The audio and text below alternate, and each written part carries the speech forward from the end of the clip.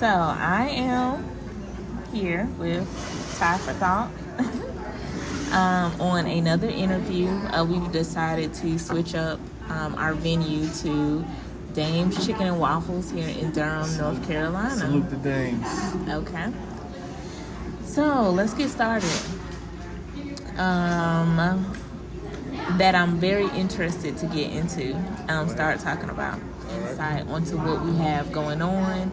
Trying to capture some of our and your thought process when it comes to the events that we have going on. So first, you've taken on a new venture recently, and it is starting to pick up steam. I want you to explain what that venture is. So what I'm doing now is we're throwing an independent artist showcase.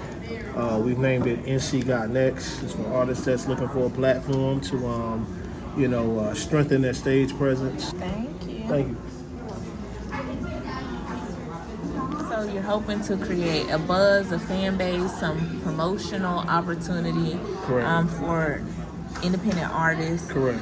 You have had 2 NC Got Next events so far. We're coming up on our third one. Coming up on our third one. January 5th will be our third one. Okay. And is this going to be like a long-term thing? Do we know the schedule for 2023, being that it's a new year? Right. Do you not want to speak on it, or? Well, that's the mission. The mission is for it to be a long-term thing. Thank God that we've been successful enough to be granted another opportunity to throw the third one.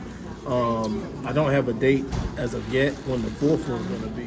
But what are some of the challenges that you've encountered, mentally, physically, financially, business-wise, personally? Right.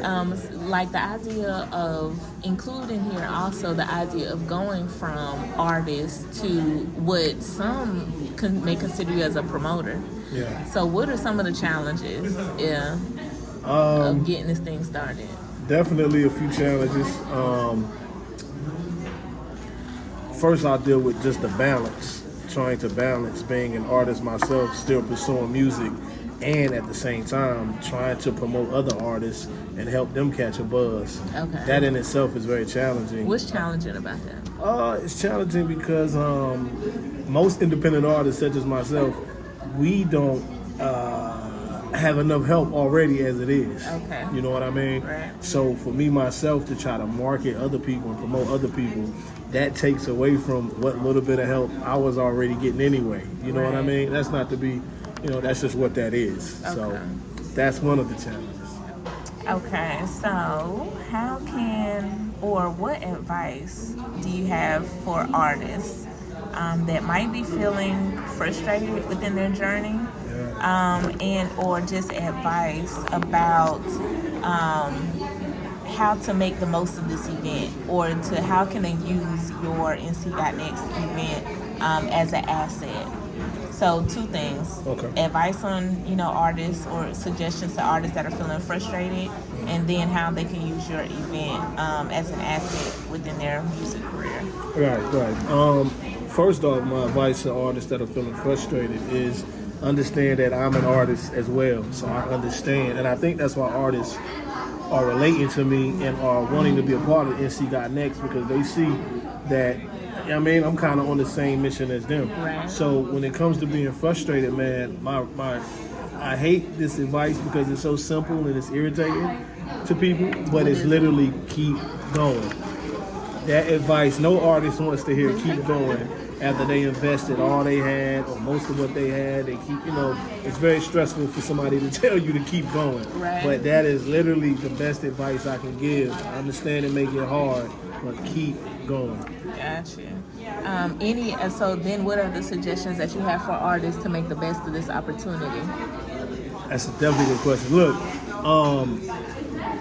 as an independent artist, one thing that we took advantage of, any venue we went to, any show we went to, we've been to hundreds of them, make the event about you. You know what I mean? An old guy told me that. Make the event be about you. And what that means is buy advertisement materials, buy posters, get flyers, get cards that you can pass out. Correct. People need to feel like this is your show when they get there. That makes it work for you. You're there to create a fan base. What that means is I shouldn't pull up to the event and just be standoffish. When we were going to events, we go up to everybody, we shake their hand. Hi, my name is such and such. Correct. I'm going to be performing at such and such time. Correct. This is what we do to try to build that fan base up. And I noticed a lot of artists don't do that. When it comes to promoting, you have to promote the hell out yourself. A lot of artists don't do that. They sit back and they wait for somebody to promote them. Well, let me tell you, it might not happen like that. I don't mind. I'll run my mouth all day promoting myself, because who gonna do it like me? Correct. So artists need to take advantage of this platform. Promote the hell out of yourself. Tell everybody it's your event, it's your show. Pull up and see you. Gotcha. Okay, so with that being said, I am a consumer. I'm a consumer. I'm not necessarily an artist. I am along the ride with you, and I try my best to offer whatever help that I can to you or to any of the other artists. So I did jot down a few of my 2 cents of what, and you know how cynical I can be and how critical I can be. Okay. But this is my 2 cents to some of the artists I'd like to interject. All right. Have a team. Okay. Remember, we've always said you got to have a team.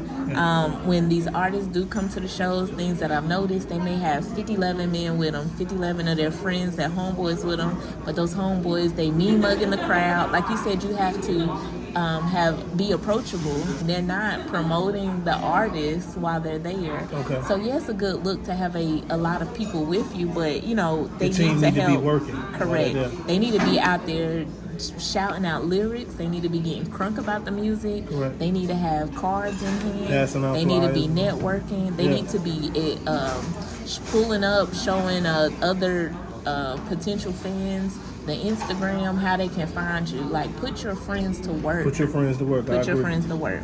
And it's a power in suggestion. Remember what we said, Very right? true. You got to, if you have a few people planted in the crowd that's getting crunk, other people are naturally going to want to get crunk or excited about that music. Energy is contagious. Correct. The networking. When we come to these events, like you said, the banners, the flyers, use that marketing for networking. You should be passing out something to the crowd or to the fans so that they can remember who performed. I agree. We call it shaking hands and kissing babies. Shaking hands and kissing babies. Definitely. I remember there are events that you've gone to, and I don't even know if you knew I was putting in that kind of work. But Always. after you got done performing, I'd be passing out flyers like, oh, you like who performed? That's Time for Thought. This is where you can find him. Facts. This is his Instagram. Facts. Look him up. And, I give a card or whatever. Facts. I ask people to hand me their phone. I'll pull it up on your Instagram. I'll put it in for you. Exactly. And I'll click the follow, okay? Definitely. Right. Thank you. Thank you. Got some plasticware coming, but that's to get you started. Okay, gotcha.